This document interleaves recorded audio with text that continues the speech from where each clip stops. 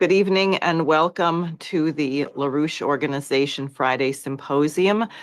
It's Friday, April 25th, 2025, and this is actually the 80th anniversary of a very important meeting at the Elbe River in Torgau, Germany, which was the occasion of the Russian and American soldiers meaning they had broken the Nazi line.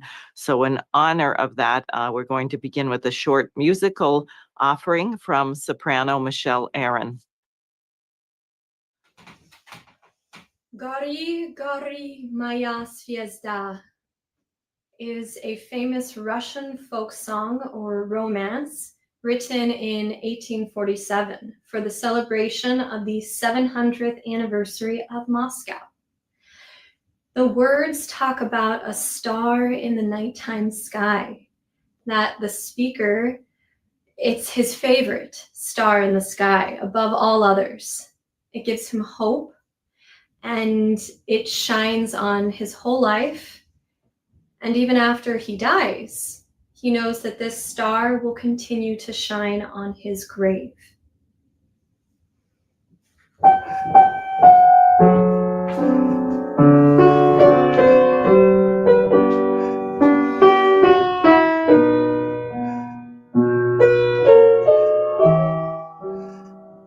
Gori, Gori, Moja Zvezda, Zvezda любви, приветная, ты от меня одна заветная, другой не будет никогда.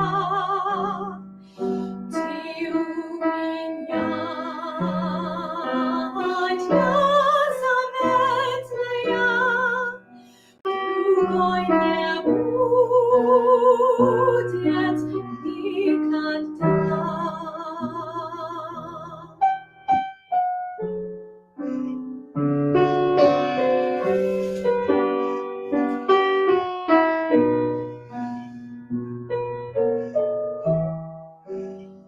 Звезда надежды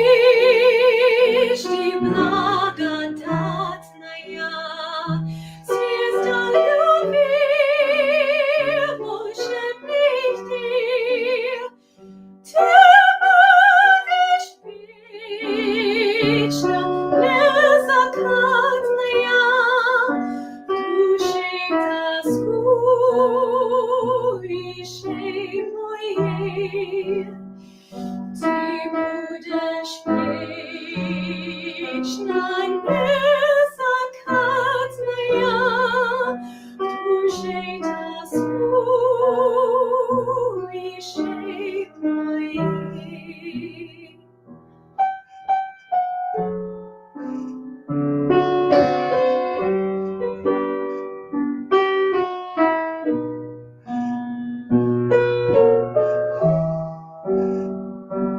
Лучи твои небесной силою, блестящей моя озарения, обрания, ты над могилою, гори сияй, моя звезда.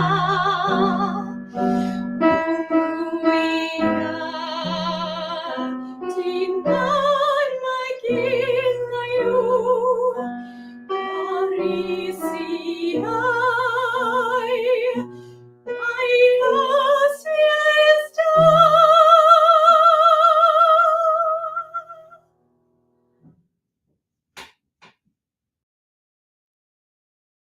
Thank you, Michelle.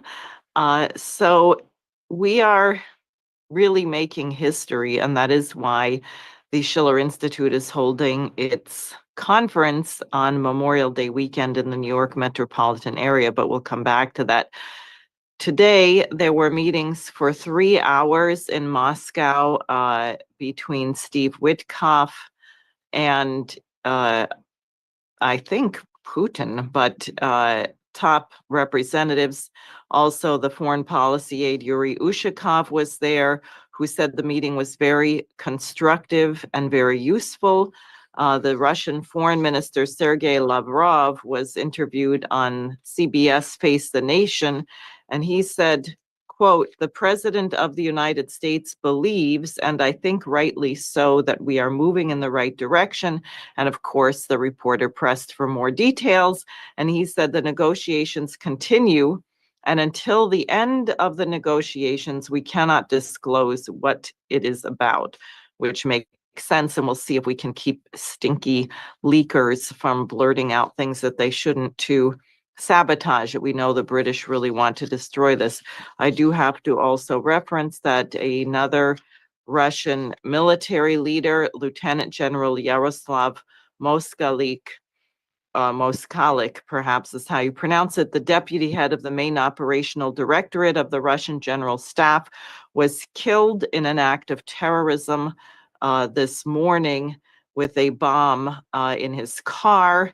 And so this was time, by the way, for Steve Witkoff's visit.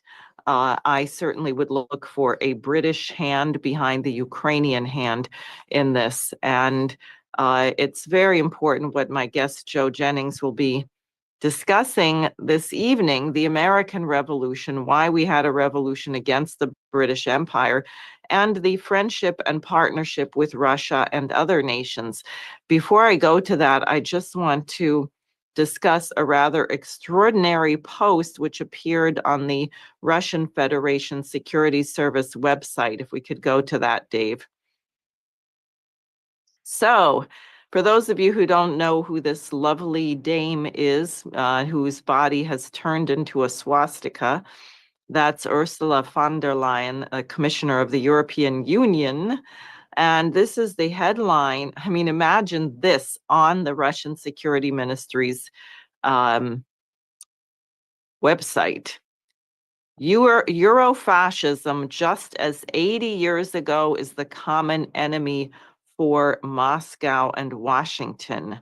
Next. And then the article begins, retrospective analysis of Western states' policy testifies to a historical predisposition of Europe to various forms of totalitarianism that periodically produces devastating global-scale conflicts. According to the experts' opinion, the present dissension in the relations between the US and the European Union countries, blaming Donald Trump for authoritarianism, is becoming, against the background of the forthcoming 80th anniversary of the Victory Day and the Patriotic War, Great Patriotic War, a factor contributing to a situational rapprochement of Washington and Moscow, as it has been before on many occasions. And the article goes on to detail many times, not only World War II, where the United States and Russia collaborated, including during the misnamed Civil War, the War of the Rebellion, if you will, where the Russians sent the Navy to back up Abraham Lincoln, to back up the Union side, the Suez Crisis, when the Israelis were trying to grab the Sinai Peninsula, and Eisenhower and Russia put Israel back in its place. So Russia has been an important ally of the United States. But I want to, since it is the anniversary of the meeting at the Elbe, and frankly, Americans do not discuss enough what happened in World War II, the sacrifices that were made, particularly by Russia or the Soviet Union, which lost 27 million people. And the United States, of course, lost about 400,000 people. Unfortunately, nearly all of the World War II veterans are no longer alive. And here to tell the story of what happened and why it was so important that we collaborated to defeat fascism. But if you'll just go to the next slide, the map, This is from 1941 through 42, showing the fascist allies of the Nazis and then the allies against the fascist resistance. You see the UK over there and the Soviet Union. So this was a very big deal. And in 1941, the Nazis opened up a flank or front, Operation Barbarossa, where they launched a full invasion of the Soviet Union. The next slide depicts the aftermath of the battle at Smolensk, which the Nazis won. And you see the Russians hanged there. The Nazis were extremely brutal. They killed civilians, women, children, anyone who was left behind. One of the things that happened was the Russians people fled into the woods. And besides the official Russian military, there was a group called the partisans who fought with everything they had, whether it was just putting barbed wire traps, burning supplies, whatever they could do to slow this horrific invasion. President Putin's family were in Leningrad, which was under siege for close to 3 years, with many, many people dying of starvation. His older brother died of starvation. His mother nearly died, and his father prevented the people who were coming through and cleaning out the corpses from taking his mother away, whom they presumed to be dead. His father stopped them or dying shortly and said, no, you can't take her. He managed to nurse her back to health, and Putin was born later. So you can imagine this is very personal to Putin, but given that 1 out of 6 Russians died in World War II, this question of Nazism is very personal to everyone. And that is why this 80-year anniversary is extremely important, and it would be highly appropriate, being this and also the 250th anniversary of the founding of our republic, to repair those relations and to commit ourselves to a new security architecture, which is actually worthy of the dignity of man. We can go to the next slide. This is just a picture of some of the ruin of Stalingrad at the end. You can see quite devastated. And so after 4 years, in 1945, April 25th, we can go to the map. I'm just showing you where Torgau was. Finally, the Russians fought back all the way into Germany. That little red dot is where Torgau is next. And you can see here the picture. The pink dot is the city. The river going by is the Elbe River. And so if the Soviet army and the Americans, the Russians and Americans, met across that river and knew that they had thereby severed the German supply lines and that the war was shortly to be won. And in fact, it was only 3 weeks later that you have Victory Day, May 8th or 9th, depending on your time zone. Next, I want to show you some of the pictures and images. These are Russian and American troops having met there. Next. That's another picture. You can't imagine the relief that people felt. And Dave, if you can just go to a clip, a little bit of the video of that meeting as well.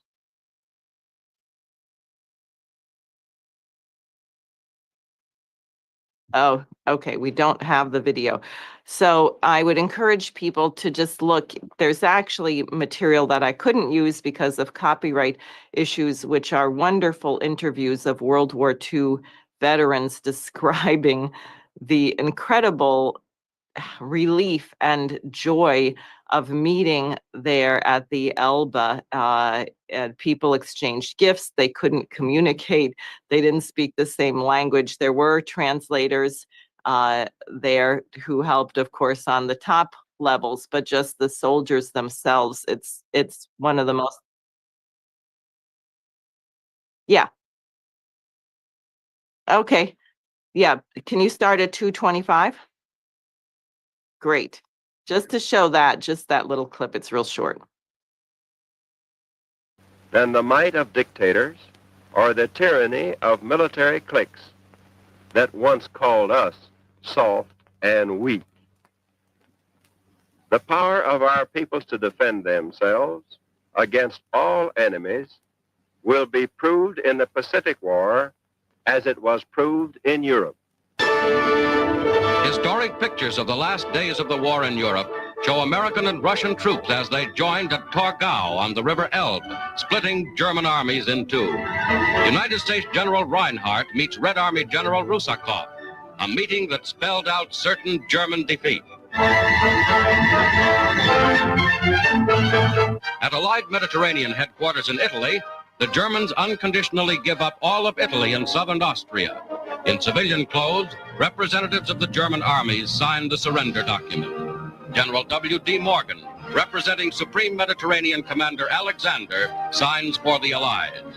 Preceding the final capitulation at Reims, this surrender eliminated 1 million German troops.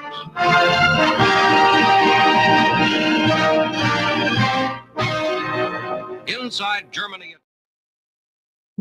So just to give you an idea, because I think this is not on people's mind and how outrageous it is that in the United States, we do not have major celebrations of the defeat of fascism in Europe. It's as if we've forgotten it, and somehow because the British told us that the Soviet Union was the new enemy, that Russia is our enemy today, and it's just simply not the case. So with that said, I would like to go ahead and introduce Joe Jennings, our intrepid organizer from Houston, Texas, and let him share his thoughts on the American Revolution and some of our partners. So welcome, Joe, and go ahead. Good evening, Diane, and I want to say I'm delighted to be here. And actually, I'm not from Houston, Texas, but this is my mission to try to keep the spirit of LaRouche's ideas alive down here. Okay, so I hit share, David, and what must I do? Yes, share screen. Okay. Okay.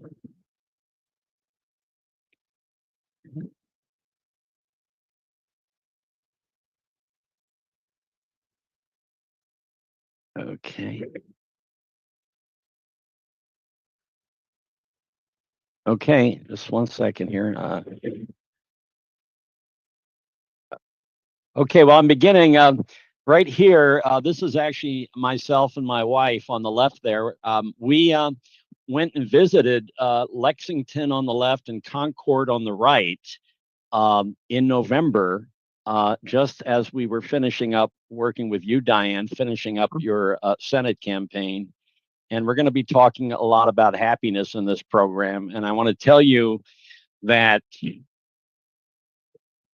working with you and Jose, putting forward the ideas brought me great happiness. And anyone that's out there, particularly young people, should know that Jose is running again. If you want the thrill of a life, come to our conference over Memorial Day, and then Jose will put you to work on the streets in the wonderful process of revolutionary organizing. But now when we think about the American Revolution, it wasn't just King George and the British Empire. Empire was the way of the world for practically all of human civilization up until the American Revolution. You know, one of the earliest sagas to come from way back from Homer is about the Trojan War, which did happen, a horrendous war between Mycenae and Troy, someplace in modern day Turkey, where you had these capricious gods, you know, that have human foibles, but they're much more, you know, they're powerful. They're above all the puny human beings. They take sides in a conflict, and down below, the puny mortals suffer and die and have no say so, and you know, into the outcome of their fate. And of course, the most vicious god of all we see here was Zeus, who is pictured here hurling lightning bolts and thunderbolts down to mankind. And if one of those bolts hit you, that was the end of it. There's nothing you could do. You had no understanding, no say-so in the matter. However, there was another image that comes forth to us from this history that was brought to life by the tragedian Aeschylus when 500 years later, Greece emerged as a jewel of civilization, which developed a popular culture around drama, which he dramatized in a play everyone should read called Prometheus Bound. And what you have is the image of Prometheus there, the audacious Titan, stealing fire from the gods, bringing it down to mankind to save them from destruction. And it wasn't just fire, it was light, it was heat, it was the power to look at the stars and navigate the ships and bring forth agriculture. These are the godlike qualities that Prometheus, according to the legend, gave to mankind.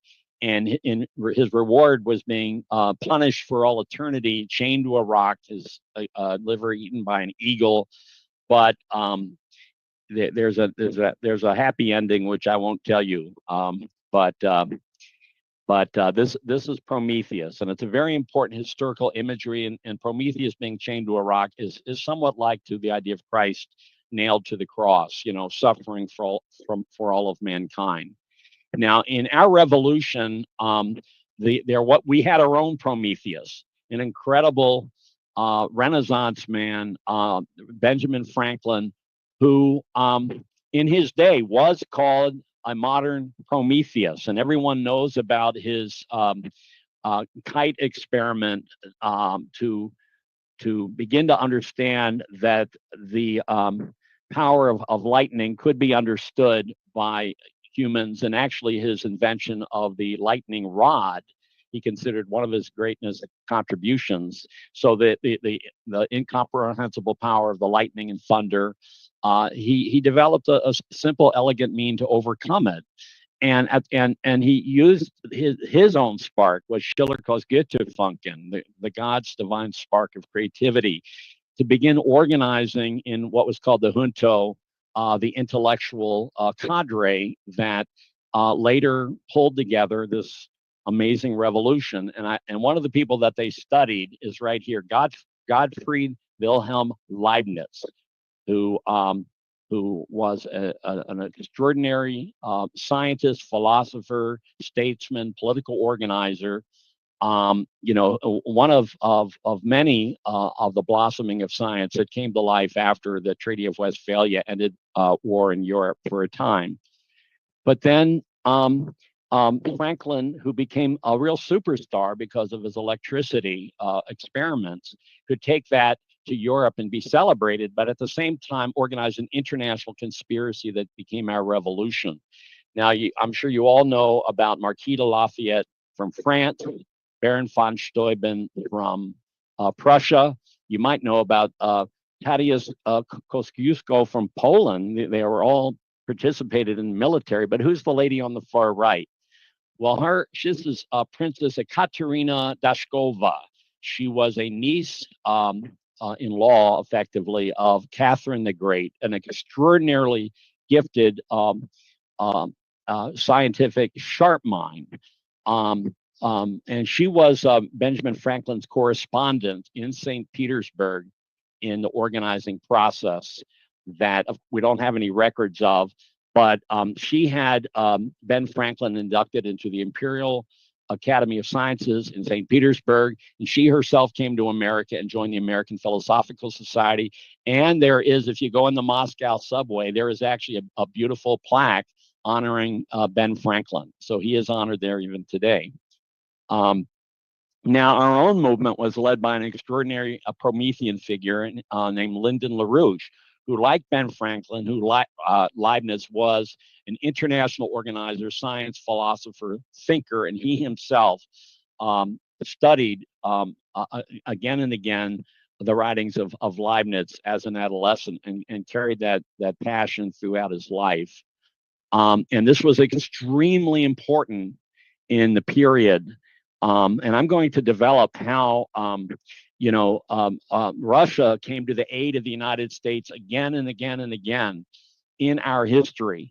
But in the extremely important period with the fall of the Berlin Wall, the end of communism, Russia was almost destroyed, through a lack of understanding of basic economics, on what was called shock therapy. You see George Soros there on the upper left, criminal, thief, pirate, Browder on the lower left. On the upper right, George Bush, who betrayed Russia, and on the lower right, the unfortunate figure of Boris Yeltsin, who was president for most of this period and had to leave in humiliation and disgrace as a consequence of these shock therapy policies, which would, if had not been stopped, would have seen Russia just simply torn apart, dismembered, and its resources looted. But Lyndon LaRouche intervened in this to arm Russia with the ideas to save itself at that moment. And I just present a couple of images here on the far left. This was LaRouche in 1984 at a public event in Washington, D.C., promoting the idea of peaceful cooperation with Russia around the mutual benefit of creating the scientific means to overcome the threat of nuclear war. In the center, you see him at the Bristol Hotel. This is the last presentation he made in October of 1988. He was there with his wife Helga, where he was very sternly warning of the consequences of Russia having rejected the cooperative proposal from Reagan, but he also forecast the fall near term of the Berlin Wall and the reunification of Germany. But he put forward a very generous proposal for cooperation with Russia, using Poland as a test case of how Western economic methods might succeed there. And I got to say, I raised some money to help put that broadcast on, and none of us had any idea that Berlin Wall was going to come down even within a year.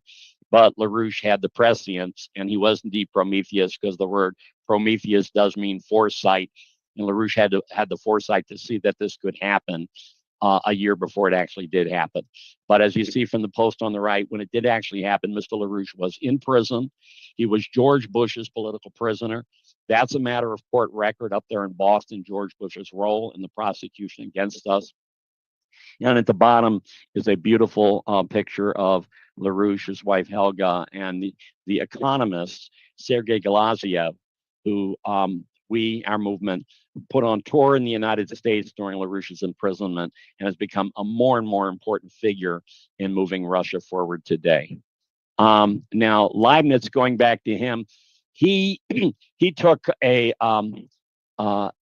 problem inherited from the astronomer Johannes Kepler, who had discovered the elliptical orbit of Mars and implicitly the other planets. But how could you forecast a place in the cosmos when something's always accelerating and decelerating in an elliptical curve? And once again, Leibniz looked into the mind of God and devised a mathematical, what we call the calculus, to solve this problem. So the calculus was created by Leibniz as a shadow, a footprint, a reflection of the physical ordering of the Mars orbit, not the fraudster Isaac Newton, who plagiarized everything from Leibniz on this and claimed it as its own. But since he said he didn't believe in hypothesis, he only saw discrete things. Has anyone ever seen an orbit before? I think not. So flush Isaac Newton down the toilet and start reading Leibniz. Now, toward the end of his life, Leibniz was in conversation through the prince with Peter the great modernizing czar, and together they pulled together the cadre to create the Imperial Academy of Sciences, which this poster is from their 300-year anniversary in 2023, just 2 years ago. But this was planting the seed of science in Russia, which later Benjamin Franklin found as his willing partner for discussing science and other ideas. But also look at this as from Leibniz: to love is to take delight in the happiness of another, or what amounts to the same thing. It is to account another's happiness as one's own. And of course, the greatest happiness is to that process of discovery, which is uniquely human. But when we think about our Declaration of Independence, right, we hold these truths to be self-evident, that all men are created equal, that they are endowed by their Creator with certain unalienable rights, that among these are life, liberty, and the pursuit of happiness, and so forth, right? That was in our founding documents, not property, as we are often misled, that somehow John Locke, and when they said happiness, they really meant property. No, happiness is a transcendent quality that that supersedes mere property.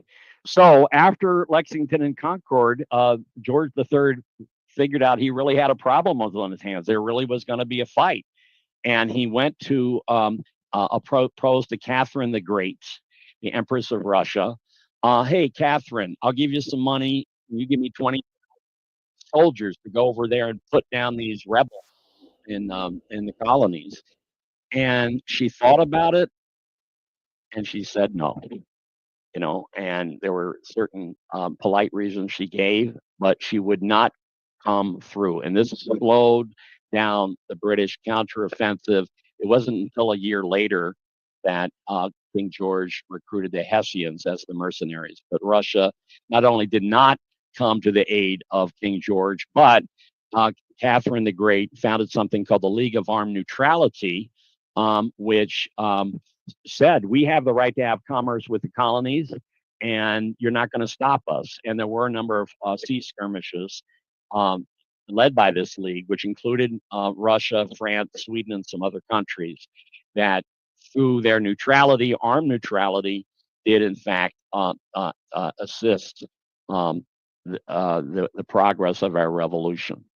Now, jumping ahead, the British seemed to always have schemes by which they could tie down Europe in conflict while they were moving to take over the world. And one of their convenient operatives in a certain way was the fellow you see on the right here, Napoleon, carving away at Europe, where you have the British admiral on the left, sticking his fork into Canada and everywhere else. And so it was that in 1812, you saw Napoleon's troops, into Moscow, burning it. But then they were repulsed by the cold winter and the heroism of the Russian troops. This was immortalized by Peter Tchaikovsky in his 1812 overture. And a mere 2 years later, you had British forces in Washington, D.C., burning it to the ground. But they did not vanquish us. And in fact, the war ended soon after that. And the fellow that signed the Treaty of Ghent was John Quincy Adams, who was our first ambassador to Russia, John Quincy Adams. And there is a statue of John Quincy Adams in front of the ambassador residence in Moscow, or the embassy to this day. Leaping ahead, here we have a couple of in the slaveholders' rebellion, misnamed the Civil War. This is from Antietam, a horrible, horrible carnage, and Lincoln visiting the battlefield. And really in Europe, he had no allies at all except one. You want to guess who it is? Russia. That's right. And who you see on the right here is our ambassador Cassius Clay, who was a nephew of Henry Clay. He recruited from Tsar Alexander to send the Russian St. Petersburg fleet over to New York City, the Vladivostok fleet over to San Francisco, and tell the British to keep the heck out. And not just the British, but you had the Habsburgs down in Mexico, the Bourbons, but the Russians played an indispensable role. You can see from this cartoon in Punch that the British didn't like it very much. But once again, I'm giving a shout out to you, Russia. You pull it out for us, okay? And we owe you a debt of gratitude. And this is the double statue that Diane showed us at the beginning, which is today in Moscow, of Abraham Lincoln and Tsar Alexander, although they never met, I don't believe. But it is significant to take note that they were both assassinated, right? Lincoln freed the slaves, Alexander freed the serfs. They had great plans, particularly in railroad construction. The first trains to run in Russia were built in Philadelphia, Baldwin locomotives. But even though we lost Abraham Lincoln, one thing that was consolidated out of that was the annexation or the sale, the purchase of Alaska, which denied British Canada that piece of real estate, the largest state of the Union. Once again, we thank you, Russia, and we still have to build that link across the Bering Straits. Soon afterwards, you had the famous the Centennial Exposition in Philadelphia, an amazing display of technology, of scientific advance, of culture. Dmitry Mendeleev, Russian scientist, came over here and began to see that there was really another model, that one did not have to choose between Adam Smith, who took his paycheck from the British East India Company, free market, or Karl Marx, who was kind of a kept radical, created to a large extent as a controlled counter gang to the real American Revolution economic tradition from Alexander Hamilton and later on the Careys.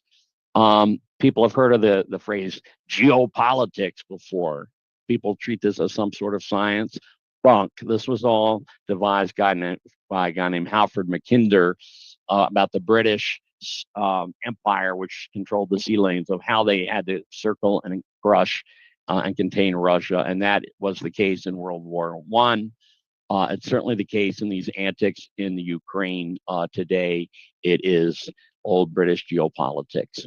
Now, World War I was a horrible, horrible war. It's the first time the U.S. allied with the British on anything. I will say what happened in Russia is that the czars were overthrown and executed the entire family. And what happened is that the Bolshevik Revolution, parts of it may have actually been something like a color revolution gone awry. But look at this coming out of the war, right? Everything in red or pink is the British Empire as it was in 1920, okay? What are the biggest parts that you see that are not locked up in it? Well, the United States and Russia. And that white part of Africa, most of that was under French and Belgian domination. So empires ruled the world. And down there, they call King George V, Emperor of India. That was part of his title. In Germany, they went through the hell of reparations, but then they were rebuilt with Western finance, specifically to go to war against Russia. That's what Hitler was programmed to do, even though Hitler himself was very tight with the monarchy, and the Western financiers that had a noose around Germany's neck. Mein Kampf, the whole propaganda track, blamed everything on the Bolsheviks and the Jews, so that this guy was a program phenomenon. That's Prince Edward there with Wallace Simpson, his mistress. In the right, if that little tyke that's going Heil Hitler, well, she was the future Queen Elizabeth of England, and that's Edward there also. So something quite different was going on in the United States.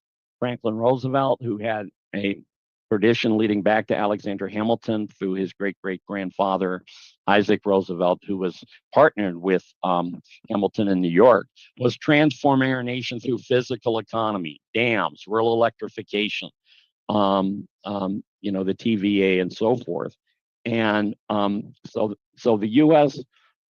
Had a great potential to do good And I'm going to read a little bit from a book here that everyone should read. In fact, I would suggest that Oliver Stone consider this for a movie.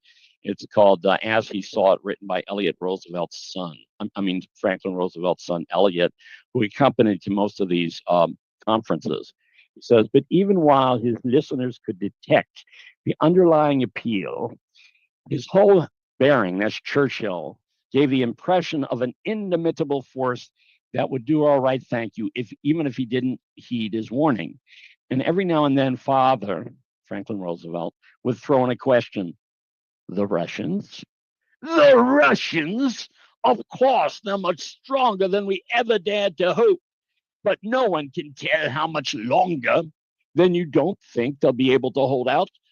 When Moscow falls, as soon as the Germans are beyond the Caucasus, when Russian resistance finally ceases, always his answers were definite, unconditional. There were no ifs. He had the dice in his hand that August night. And he made clear to us that the lion's share of Lend-Lease should go to the British lion, that any aid to the Soviets was simply to temporize and eventually lose, but surely. And so that was, this was at the first summit in Argentia, Newfoundland, which I got to visit because my wife's family is from Newfoundland. But no, Churchill did not want Russia to prevail in this war. The British policy was to let the Third Reich and the Russians bleed each other to death, but to extend and expand the empire. Thank God Roosevelt had the presence of mind to stand up to them. And he did. And he had a swords into plowshares plan for the world after the war to end the empires. You can see him on upper left with King Mohammed of Morocco. Churchill doesn't look very happy, you can see. Upper right with Haile Selassie of Egypt. Lower left with Haile Selassie of Ethiopia, I beg your pardon. King Farouk of Egypt, lower left. And that's the young Shah of Iran with FDR in Iran. Remember, there was a summit in Tehran, in Cairo, and in Casablanca. But the brutality in India was just horrific. While the war was going on, over 3 million people killed in a famine in Bengal, India, which the British created by taking out all the food to pay the debt and letting them die. But you also had in India the beginnings of the revolutionary movement looking to the United States for its hope and its freedom. That's Mahatma Gandhi. One of the poorest cities of all, of course, was Calcutta. And who's the man on the right? And that man is a 23-year-old Lyndon LaRouche who enlisted as a young medic, trained down here in San Antonio, and ended up in Calcutta at this pivotal moment in history and saw the empire at its worst, but the possibility for freedom. And so this is what Roosevelt in his final address called for: four freedoms, freedom of speech, religion, and so forth. So this is where the world was going to go after the war. No more empires, American system to develop the world. Well, what happened? Look at the headline here. President Roosevelt is dead. Truman to continue policies. And ninth crosses the Elbe near Berlin. Okay? Got that? Truman to continue policies. Ninth Army crosses Elbe near Berlin. Well, so we're back at the beginning where we began this. Today's the day, the great handshake at the Elbe that, once again, not enough people know about that, but we have to keep this friendship, historic friendship, because if it had not been for the Russians, Hitler would have won the war. Okay? People got to remember that. However, things did change. Roosevelt was gone. Churchill came over here almost immediately to recruit Harry Truman, and their first agreement was the totally militarily unnecessary bombing of Hiroshima and Nagasaki that took on the moral accomplishment that we as a nation had earned, in the defeat over fascism. You see Churchill at Fulton, Missouri, just a few months later, his famous Iron Curtain speech right? Which gave rise to the formation of NATO, which is as an anti-Soviet military alliance in Europe. And instead of swords into plowshares, you had a lot of our munitions and other industrial capabilities simply taken down in the third world, and the plans to break up the empires and develop the South didn't happen. And because there was a lot of job insecurity introduced during this recession, people became morally smaller, and the FBI and McCarthy would go after people. Anyone that had a noble intention was branded as a suspected pinko, and that included Elliot Roosevelt, by the way. He was put on the FBI watch list. Now, quickly in the same period, you had in 1955 in Bandung, Indonesia, the establishment of the non-aligned movement that you see President Sukarno there on the right, quoting Henry Wadsworth Longfellow. It happened on April 18th, 1955, the year I was born. And he says, a shout in the darkness, a knock at the door, and a word shall evermore. The first anti-colonial struggle was the American Revolution, and what we're trying to do with the non-aligned movement is totally coherent with that, and it's true. Also, the Russians did us a favor by getting the first satellite up in space, the first man up in space, Yuri Gagarin, and the first woman, Valentina Tereshkova, which forced us to then, yes, to accelerate our own effort for developing our own manned space program. And the champion of that, of course, was John F. Kennedy. And there were elements of the Cold War in this, but there was also just generous commitment to scientific endeavor. Down here in Houston, Betty and I attended Rice University a commemoration of that speech in 1962. And it was amazing. You had Democrats there and Republicans, but everyone had a tear in his eye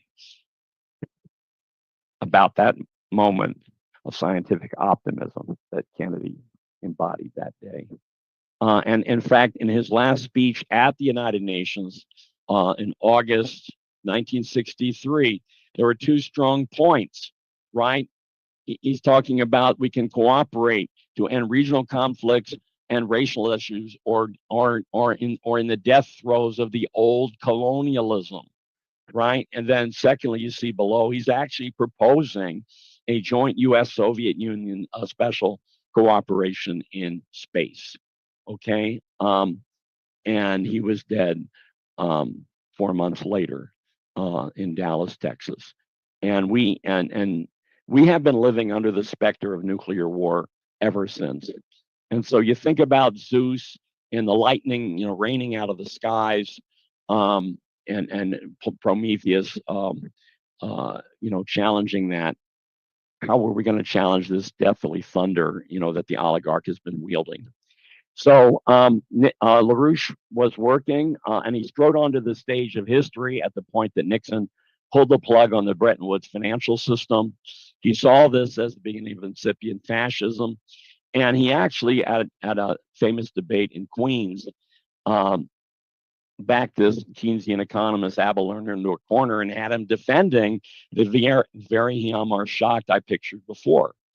LaRouche became a champion of the non-aligned movement and drafted a international development bank proposal that we got introduced into the non-aligned summit in Colombo, Sri Lanka, and into the United Nations itself by Fred Wills, ran for president in 1976.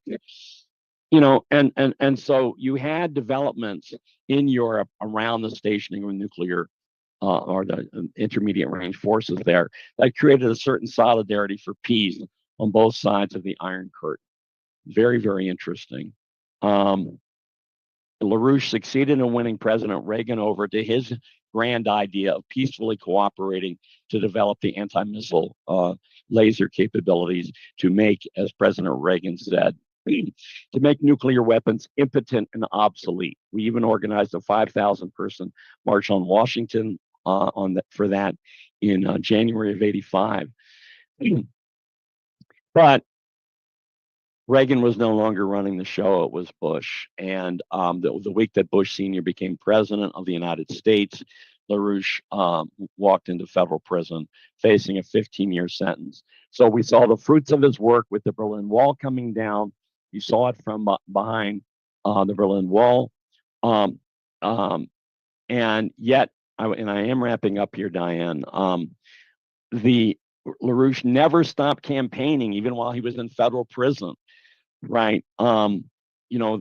His work on with the non-aligned movement has now come to life in the growing alliance of nations in the BRICS, who you see meeting in Kazan, Russia, this past October, an alliance for mutual development, not anti-American per se, but against how the dollar has been used to enslave and hopelessly in debt nations. These are our friends against the empire, okay? While LaRouche was in prison, his economic writings were translated, starting from Leibniz, once again in Physical Economy. Rachel Douglas translated his economic writings into Russian, and he was even inducted into a very prestigious Ecology Academy while he was still George Bush's political prisoner, based on his education on physical economy. And when we succeeded, and Helga succeeded in getting LaRouche out on parole after Bush thankfully lost the election, Bill Clinton granted him parole, and he went back to Russia to continue the process of education. One of our key allies was a very famous economist, Sergei Glaziev, who documented the genocide of the shock therapy period. And look, he has come out very recently quoting Paul Gallagher and LaRouche with the call that Russia, it's time to nationalize its bank and have something like an Alexander Hamilton bank to carry Russia forward, particularly in the wake of all the sanctions that are being thrown at them. So that's it, guys. Physical economy does not lie, right? You can pretend you have prosperity for a while based on importing cheap imports and running up the financial markets. President Trump recently said, "He who has the gold makes the rules." Well, President Trump, we don't even have the gold anymore, and Bitcoin isn't going to cut it. We have to go back to a science driver approach for our economy, as we had with NASA for a time. And our ally in that will be Russia. In fact, Vladimir Putin is generously offering to work with us to build a nuclear power plant, or a number of them, with the United States on the moon to continue our exploratory effort into the cosmos. And that's what we have to do. We have to fulfill John F. Kennedy's vision and dream of cooperation in science for the higher mission of overcoming the larger problems of mankind. And I would like to leave it there. Thank you. Well, thank you very much, Joe. I think you can hit the stop share button. Great. Well, one thing that I think should be on everyone's mind is what the heck happened? We had such a close collaboration with Russia and other countries, and the next thing you know, we think that the British are our great partners and cousins, and we have traitors like Henry Kissinger bragging how he gives juicy intelligence to the GCHQ before he shares it with his American counterparts. So I have a few ideas on that, but do you want to say something about this dreadful shift? Well, I must say I was very shocked just this last week at the words of J.D. Vance. And it was, I can't remember the exact context, but he talked about our kinship with the British because we're both Anglo nations. Anglo nations. That's not who we are. That does not define us as a nation at all. But I think the shift that I described there, with the death of Roosevelt, with Truman's romance with Churchill, and then the FBI, Roy Cohn, McCarthy, being enlisted to attack the noble intentions that soldiers coming home might have had, And people were encouraged, if you want job security, you want to get married, you want to go have a house and live the American dream, don't get in trouble. Don't make waves, you know. And and so it was a kind of a family morality with no morality for, in the large. But another shift, of course, those of us that remember the assassination of Kennedy, which I do, in the 60s, the whole social engineering of the baby boomer generation, including the stupid rock music everyone was listening to.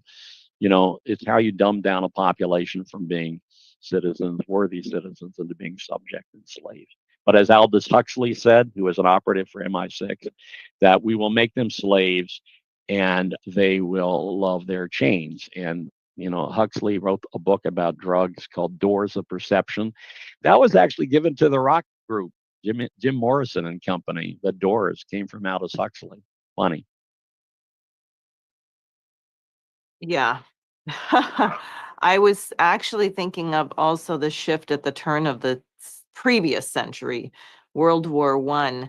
And you might recall a class that my then campaign manager, Suzanne Klebe, gave on this fight over this film about the British called The Spirit of 1776, and the horrific treatment that the British inflicted on their prisoners of war, among other things. There's a big monument in Brooklyn to the prisoners on the ships who were horrifically abused, and I think the Brits just probably tossed the bodies overseas.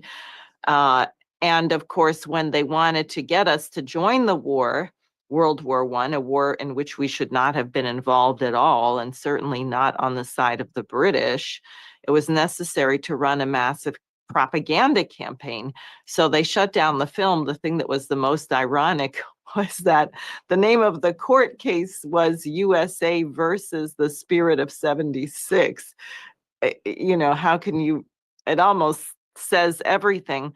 And the German influence for the good, which was Friedrich Schiller in particular, Goethe, Heine, the musicians, there were so many German musicians who came to the United States right after the so-called Civil War, or the whatever you called it, the Slave States Rebellion, or the British directed insurrection, whatever we want to call that.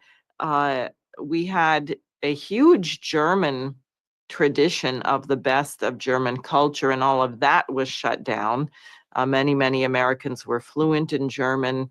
As you know, I had talked about these incredible Jubilee concerts that Patrick Sarsfield Gilmore, a Union Army band director who was collaborating with General Grant, organized these massive concerts where they sent choral music through the fire departments all over the country. Handel's Messiah, Verdi's Anvil Chorus, Mendelssohn, Midsummer Night's Dream, all of these, Elijah, all kinds of really great music coming from the best of the European tradition to pull the United States together. And basically that period was used to shut all that down and to begin a propaganda campaign to wipe out the memory of all of the atrocities committed by the British against Americans during the Revolution and after, and to make us think that the British were our great allies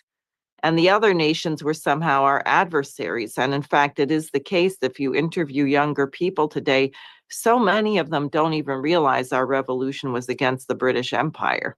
I was at Texas A&M today in Central Texas, and I don't think I found a single student that was aware of this anniversary of the American Revolution this year. And there's a fellow that's just buried right off the campus there behind the library, who went to his grave as Sir George Bush. And when he got to St. Peter's Gate, I don't think having a sir next to your name helps you get in the gate. Do you, Diane? No, I think you get a fast shoot in the other direction. It's one of those stage doors that opens and down you go, I think is what happens. Any foreign title. So this is the identity we have to get back. Now, I understand President Trump is talking about a year-long observation of the American Revolution. He, for whatever reason, did not choose to start it at the Battle of Lexington and Concord, which really would have been appropriate, but Memorial Day weekend. But I wonder what aspects of the American Revolution, because it's taught nowadays in a very shallow way. And I do have to say that Lyndon LaRouche had the most understanding of anyone I ever met of the history of the revolution, the threads from the best of European culture that were there. And I will say other cultures, it was clear that people were scholars. You know, Ben Franklin running the Analects of Confucius in his newspaper. So he was looking at Confucianism and the Chinese way of organizing society. So there were many threads of human civilizational breakthroughs that contributed to the founding of our republic. And somehow now the American people are aware of none of them. Well, that's our task. And you're going to be part of a concert this weekend, right? That's going to bring at least the Russian aspect and some of these musical threads to life, right, Diane? Yes. In fact, we're also doing an American premiere of a piece by a German composer, Amalia von Sachsen, who is a student of Carl Maria von Weber, whose mass we're performing. This is the Schiller Institute NYC Chorus, which I founded over a decade ago, hard to imagine, in 2014. And if you visit the Schiller Institute NYC Chorus website, which is sinycchorus.com, you can watch the live stream of the concert. If you're in the New York City area, you can get tickets and come to the concert. It's going to be wonderful. We are doing a short piece for double chorus by Bortniansky, and his music is amazing. This has been a challenging concert for the chorus, I will say, but it's all coming together very nicely under the baton of Maestro John Segerson. So people should come to that, as well as the conference. Now, do you have any parting thoughts, Joe, or recommendations of things people should read or watch or study, or anything else you want to say? Well, if you can get your hands on As He Saw It, I really think Oliver Stone should pick this up to make a movie out of it. It's a drama and it's a tragedy, I mean, because, Roosevelt, we were in our best capability of doing good in the world, coming out of World War II. And his conclusion, it's after the death of his pop, he's talking about in going to the cocktail parties in Washington, D.C. in 1947-48, 1946-47.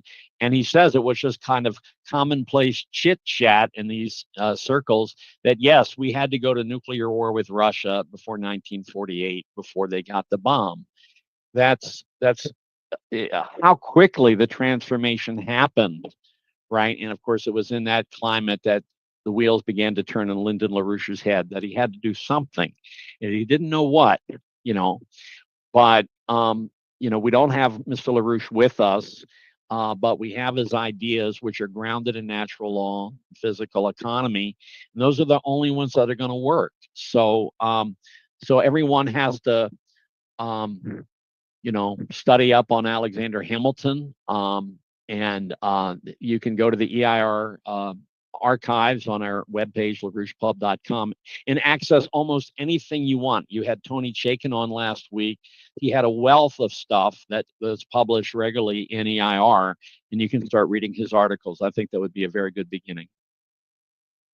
Thank you. And I will just once again stress the Schiller Institute Conference, May 24th and 25th. That's the Saturday and Sunday of Memorial Day weekend in the New York metropolitan area. You may visit schillerinstitute.com to register for that. Thank you, Dave, for putting up the slider for the conference. We are in an epoch-changing moment. And it is not a time to be passive. We run into it far too much. Oh, I hate Donald Trump. I love Donald Trump. He can do no wrong. He can do no right. That's not living in a republic. We are not subjects in a crown colony. We are citizens. So the election of Trump was a major defeat for an incredibly evil faction, but that doesn't mean, on the other hand, that he knows what to do. In many areas, we see enormous shortfalls. We see incredible, frankly, juvenile behavior and incompetence among people on his team. There are some serious people there, like Tulsi Gabbard. I think Steve Witkoff is demonstrating that he has the capacity to hear the people he's speaking with. But then give me a break. Scott Bessent, Treasury Secretary, a Soros man. Do you really think he's going to do anything good for the nation? You need Lyndon LaRouche's policies. So I would like to wish everyone again a happy Elbe Day today, the 80th anniversary of that historic meeting. And let us bring the United States back to our true anti-colonial identity and history. And if we do that, we will discover we have many, many allies in the world, not the least of which will be Russia and China. So thank you for listening.